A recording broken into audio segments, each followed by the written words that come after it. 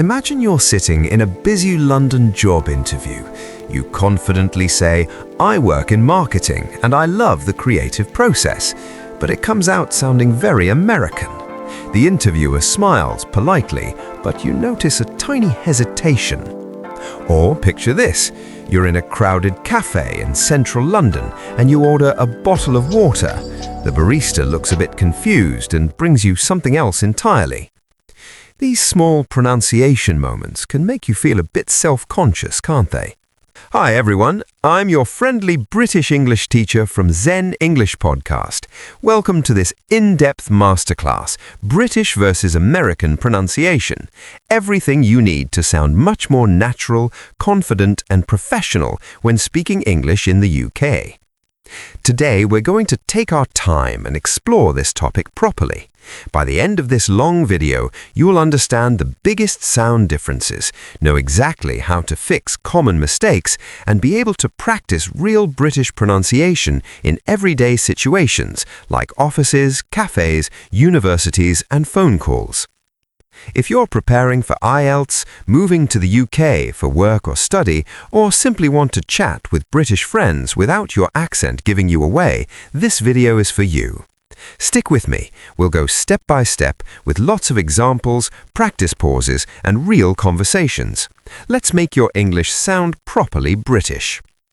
Whether you're an intermediate or advanced learner, mastering these pronunciation differences is one of the fastest ways to boost your confidence in daily UK life. It helps with job interviews, university presentations, making friends, and even ordering food without misunderstandings. In this extended lesson, we'll cover the famous non-rhotic R sound and how to link words smoothly, tricky vowel sounds that completely change the meaning or impression, consonant differences including the British T glottalization, word stress patterns and other everyday differences, loads of real-life examples from London streets, UK offices, cafes and classrooms, multiple practice sections where we'll repeat together, and 2 full natural British dialogues for you to shadow and imitate. So grab a notebook or just settle in and let's begin this deep dive together. Conversational and clear. Let's start with the most noticeable difference of all, the R sound. British English is mostly non-rhotic. That means we don't pronounce the letter R when it comes after a vowel unless the next word starts with a vowel sound. American English is rhotic, so speakers pronounce almost every written R. Here are plenty of clear examples. British, car, park, water, better, teacher, hard, first, world. American, you would hear car, park, water, better. Pause the video right now and repeat these with me slowly. Car, park, water, better, teacher, hard, first, world. Try to keep the R very light or completely silent at the end. In real British contexts, on a London street, you might hear someone say, "The car's parked over there near the market." Notice how the R in car and park disappears smoothly. A very common mistake learners make is keeping that strong American R at the end of words. It can make your speech sound less natural in the UK. For example, saying, "I need some water," with a clear R might still be understood, but dropping it makes you sound more local. Let's practice more sentences. Repeat after me. My car is red and it's parked far away. The teacher is in the first classroom on the left.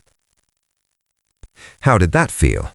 If you're adding extra R's, don't worry, we'll keep practicing throughout the video. Next, let's look at how British speakers connect words using linking R and intrusive R. This is what makes British speech sound so smooth and fluent. Linking R happens when a word ends with R in the spelling and the next word begins with a vowel sound. We link them naturally. Far away, far away. Your eyes, your eyes. Teacher of English, teacher of English. More information, more information. Intrusive R is even more interesting. We sometimes add an R sound between two vowels, even when there's no R in the spelling. This avoids two vowel sounds crashing together. Examples: law and order, law-a-order. Pizza and pasta, pizza-a-pasta. The idea is, the idea-a is. Media-a reporting. Imagine in a café, can I have a cup of tea or a slice of cake, please?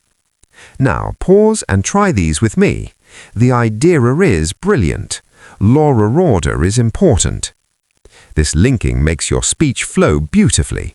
Keep your tongue relaxed. No rolling or strong American R, just a gentle connection. Let's spend a bit more time on the R sound with extra practice. Repeat these longer phrases. It's hard to park the car in the dark. First, we go to the store, then we return home.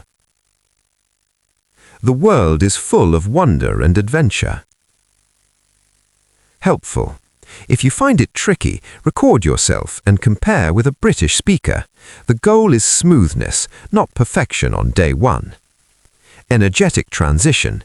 Great work so far.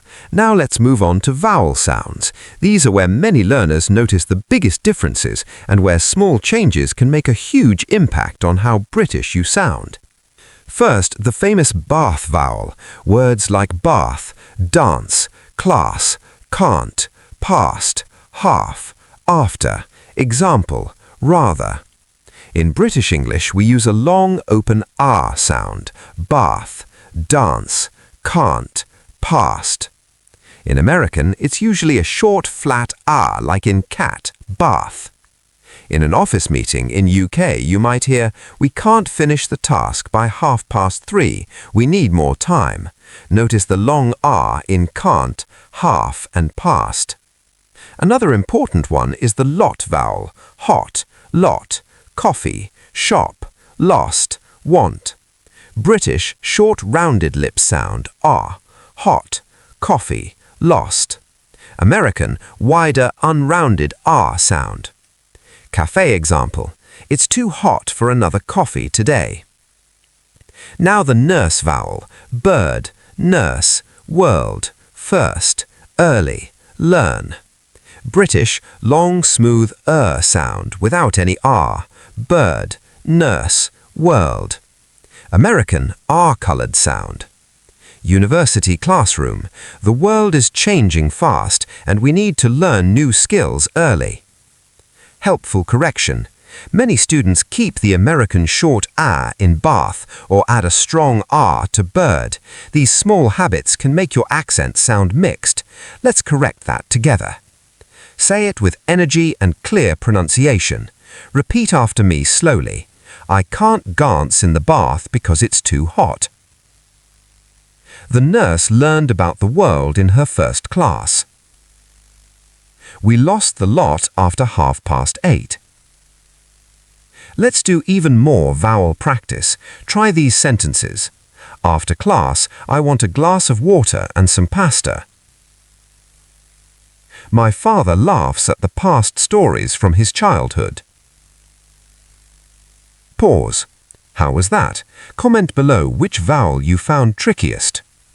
We also have differences in words like tomato, herb, yogurt, basil, oregano, aluminium, privacy, mobile, schedule, and advertisement. British, tomato, herb with H, yogurt, basil, oregano, aluminium, privacy, mobile, schedule, advertisement. American versions are often quite different. Encouraging, practice these one by one and use them in sentences. Another key area is consonants, especially the T sound. British speakers often use T glottalization, replacing T with a quick glottal stop, a little throat catch in the middle or at the end of words. Examples: water to where, better to bear, what is it to what is, little to lil, important to important. American often uses a flap T sound that sounds like D, water. Phone call example. On a British phone call, I'll see you later, around 8:30. Later. In formal situations like interviews or university, the T might be clearer, but in casual chat with colleagues, the glottal stop is very natural. Let's practice. Repeat with me. A bottle of water is better than nothing. It's not that important. We also have differences in word stress. British, advertisement, garage, ballet, adult, stress can vary. American, advertisement, garage, etc. Other examples include either, leisure, envelope, lieutenant, and many more. Playful mini quiz. Quick quiz. How do you pronounce advertisement in British English? Tell me in the comments. Second syllable or third? Transition warmly. You're doing brilliantly. Let's keep building. Now for more advanced linking and intonation. British English is often non-rhotic compared to some American accents.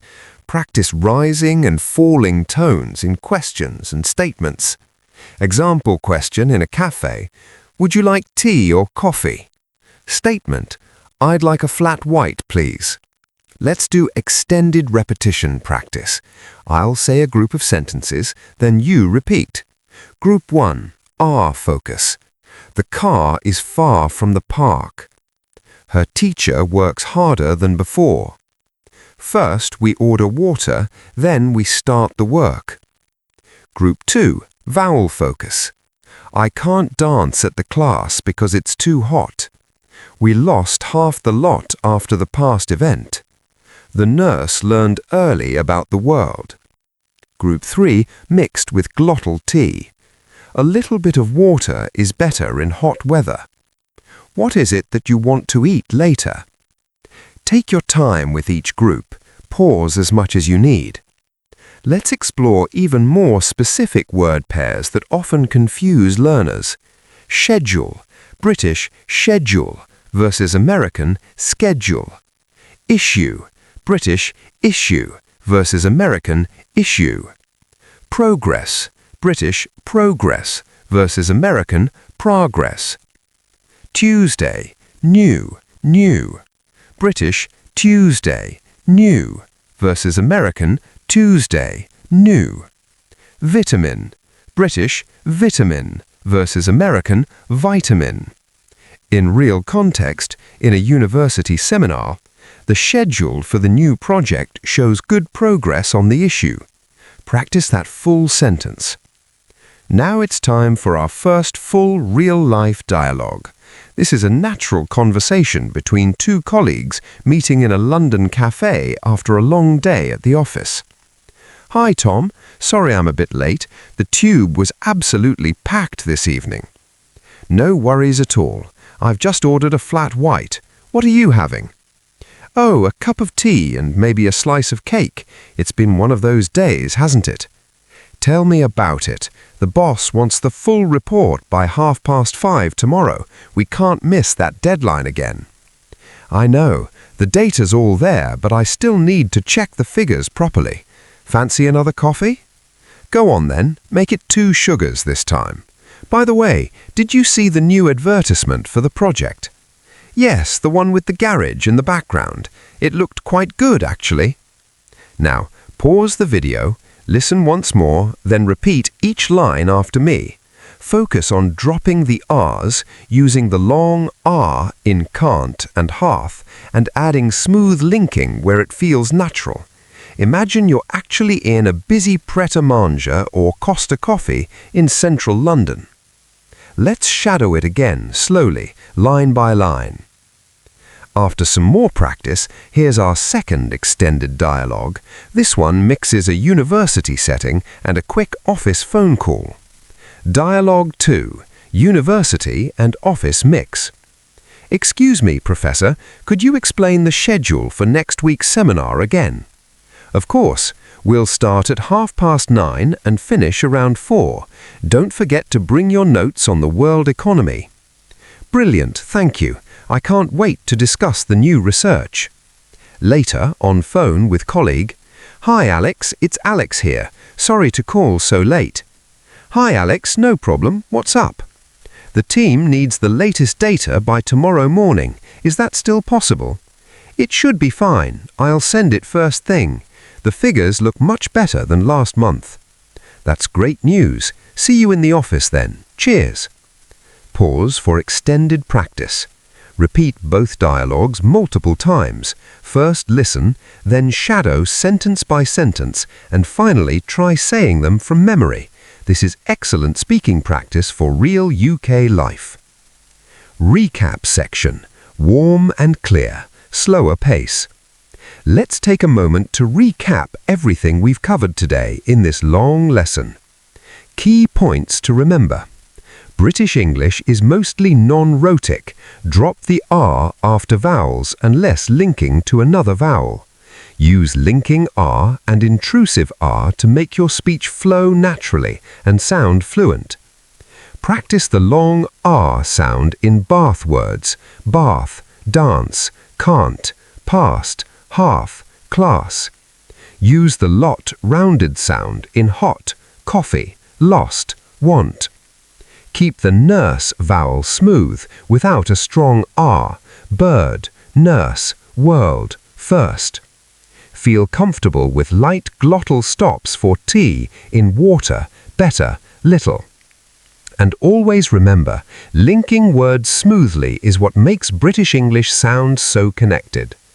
Let's say the key practice line one more time all together. Car, water, better. I can't dance in the bath. It's too hot. The idea is brilliant. See you later. The more you listen to British podcasts, TV shows and YouTube channels like this one, and the more you repeat out loud, the quicker these sounds will become natural to you. Right, we've covered a huge amount today. Well done for staying with me through this extended masterclass. Which pronunciation difference surprised you the most today? Was it the silent R, the long R in bath, the glottal T, or something else? Drop your answer in the comments and tell me one full sentence from today's lesson that you'll practice every day this week. If this video helped you, please give it a big thumbs up, subscribe to Zen English Podcast, and turn on the notification bell so you never miss our weekly lessons. Next week, we're releasing How to Sound More British in Everyday Conversations, with even more office, university, and phone call role plays. Keep practicing consistently, be kind to yourself as you improve, and before you know it, you'll be sounding like a true local here in the UK. Thank you so much for watching this long video. I really appreciate your time and effort. See you in the next one. Cheerio!